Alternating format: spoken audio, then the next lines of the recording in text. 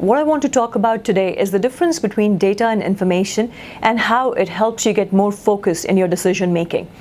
Now, I'll share with you a situation which actually happened in the first month of a client starting to work with us. And the client wanted to accelerate the overall growth of the business, has been trying many things in the marketplace, it's more of a B2C kind of a business in their mind, with around 300 plus accounts who place orders with them. And in the first month of our working together, the client sat down and actually shared all the kind of data that you can think of on SEO and Google Ads and said, Shweta, this is not really as effective as we would want it to be. Have a look at all these charts and the information that we have, all the data points that we have. And these were the words which were kind of being thrown in the meeting. And I looked at all those charts and information and I was like, yeah, you're right. It can be more effective, the whole SEO and the Google Ads and everything, to get more B2C kind of clients, business to consumer kind of clients. But then before I got totally immersed and trying to find out actually how it needs to be done, I wanted to be very sure that this was the right what.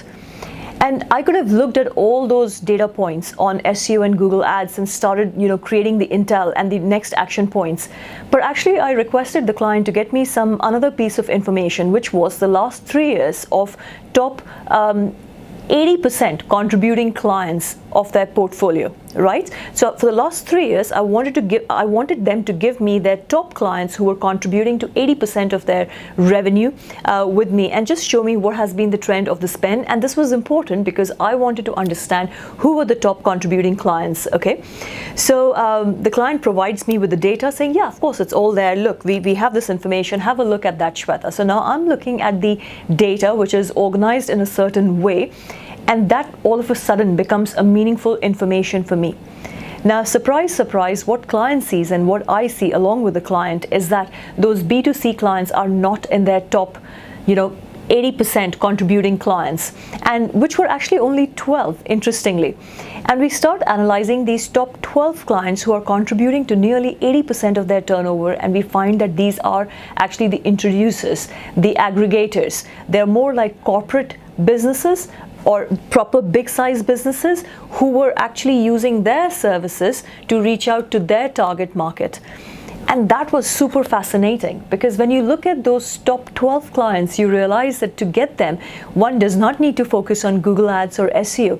Actually, what's required is more of a direct reach campaign through different right kind of channels based on what's the profile of that introducer, but surely not the place or the area where they were spending a lot of their time and money. And when I say a lot of time and money, substantial chunk of time and money. Now, why I'm sharing this with you is because sometimes we have data and we get so engrossed in the data and we start trying to solve the problem. But you have to really ask yourself a question saying, first of all, how do I arrange this data in a meaningful way so it becomes a proper information for you, from which you can draw out the intel, the intelligence, and then get the focus for your business as to what is it that you don't need to focus, what is it that you need to say no to, so you can start saying yes to the right kind of things and the right kind of areas which will give you the biggest impact and the biggest leverage. Not having data or getting lost in wrong data, both are equally dangerous for the business. So make sure you look at the data in the right form, draw out the right kind of intel, dig deep enough, and then get the right kind of focus for your business. And for that objectivity, if you want to sit down with us so that we can look at your business and actually see what's going on and where do we need to really focus to get you that fast growth, that leverage, that impact, feel free to reach out.